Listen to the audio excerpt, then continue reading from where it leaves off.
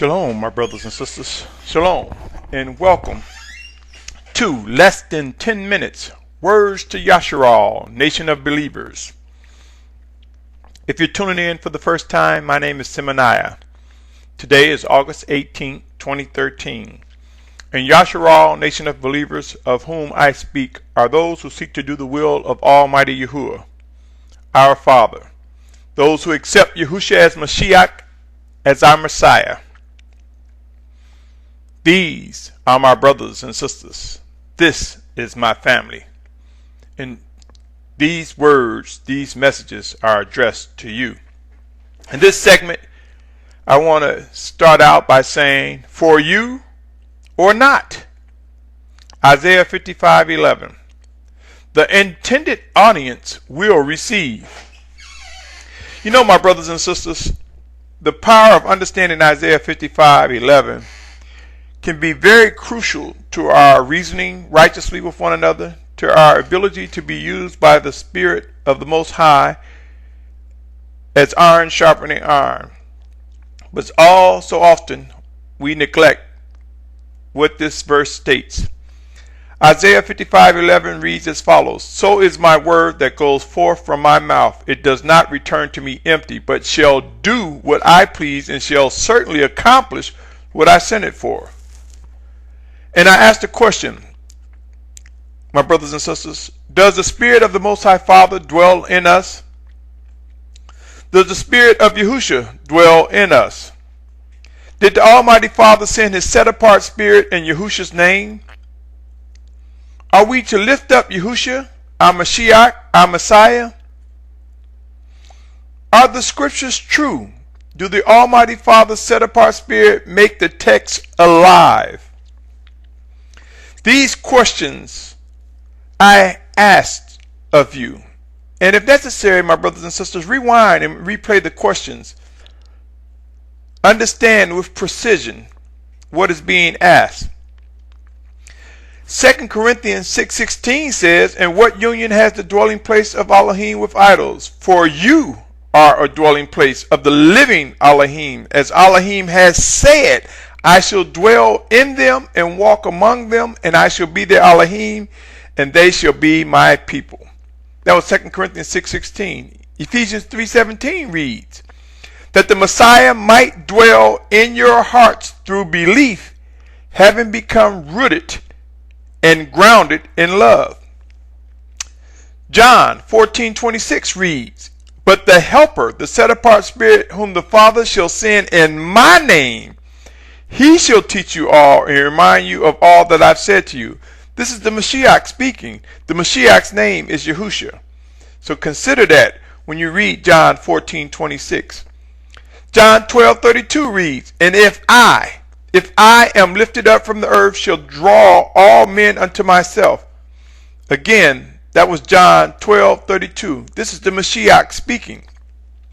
How do we lift him up, my brothers and sisters? We lift him up in our worship and in our obedience. Pray on that.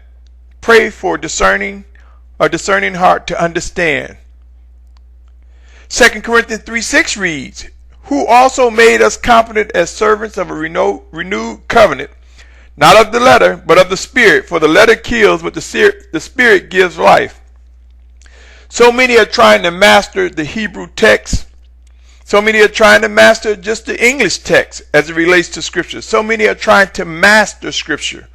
It is the Spirit of Yahusha. It is the Spirit of Almighty Father that makes His text, His words alive, that allows us to understand. Man has tampered with Scriptures and words and translations for millennia and more. But no one can change the living words of the Most High. Let us come to understand the message, the life behind the text that has been tampered with. Let us discover the life so that we can understand what is expected of us. Choose your positions wisely, my brothers and sisters, and watch the results of your decision come to visit. The fruit of your actions and your choices will come to visit. Whether good or bad, it would be some type of fruit. Only the Most High know. Only each of us know what our intent, what our goals are. and those of us who receive discernment from the Spirit of Yahusha. There are many promises made to us by the Almighty Father, and through His Word made flesh, Yahusha, we are able to receive teachings, remembrance, and live guidance as He, Almighty Yahuwah, so established.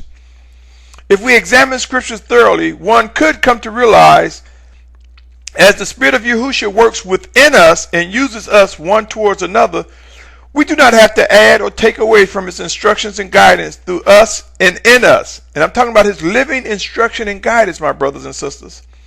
Let us grow in obedience to the Spirit of Yahusha's living guidance and behold the wondrous workings of His set-apart Spirit working and proving all that is righteous. All messages are not for everyone. Let us examine some scriptures. 1 Corinthians 1:20 say, "Where is the wise? Where is the scholar? Where is the debater of this age? Has not Alahym made foolish the wisdom of this world?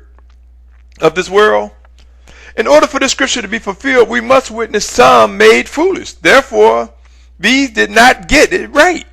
In other words, they didn't get it. The message wasn't for them. Why? Because of their ill intents and ill choices and rebellion. Do we serve a living Alahym? Do you believe righteousness originates from Him, the Ancient of Days, who is Aleph Tah, beginning and end? Proverbs 3:5 tells us, "Trust in Yahuwah with all your heart and lean not to your own understanding." It goes on in verse 6 and 7. "Know Him in all your ways, and He makes all your paths straight. Do not be wise in your own eyes. Fear Yahuwah and turn away from evil." I have come to accept there are some instructions and guidance that will not be received by many because the messages are not directed to them or dependent on where they are in their walk in this journey. I have come to understand the beauty of knowing Isaiah 55:11 places the esteem and credit of all righteous communications to the Most High Father Yahuwah, and it is by Yahusha's Spirit that we are taught and guided. Remember, He dwells in us. Let us acknowledge Him. Let us learn how to obey and speak only what we are guided to present, and stop trying to force righteous understanding on one another or our own understanding on one another. Let us quit trying to make texts alive and learn how to yield to He who brings life to His words. To His words. Again, the Spirit makes alive. Let the Spirit within us, that righteous Spirit of Yahusha in us, use us to guide us that His words may be made alive. And let us not allow our self-intent, our self-proclaimed understanding, our self-inflicted rebellious actions get in the way of what is righteous. We can and are able to discern what is righteous by the discovery and revealings of the voice of the Spirit of Yahusha. Humbling events are coming, my brothers and sisters. They are over the horizon, and not all will participate in a demonstration of an awakening nation of believers, those who seek to do the will of Almighty Father. There will be many in doubt and filled with disbelief. There will be many self-appointed leaders who will misguide those who are void of hearing and obeying the Spirit of Yahusha. And hearing, they're going to be void of hearing and obeying what the Spirit of Yahusha is saying to the assembly. You and you alone will be held accountable to the Most High Father Yahuwah. Each of us must give an account regarding our decisions and how we manage these tabernacles, these bodies. Be informed, my brothers and sisters, all will not get it. All will not receive. Those who seek to escape being obedient and fail to worship will receive a different reward. Remember, let us be obedient in our communications, listen with precision, speak as guided, as well as know when to be silent. Be encouraged, my brothers and sisters. It will soon make sense if you hunger after what is right. Remember, righteousness originates from Almighty Father and will reach its intended audience, for His words will not return to Him empty nor void, but will succeed. Are you in the path of success? Until next time, my family, shalom, shalom,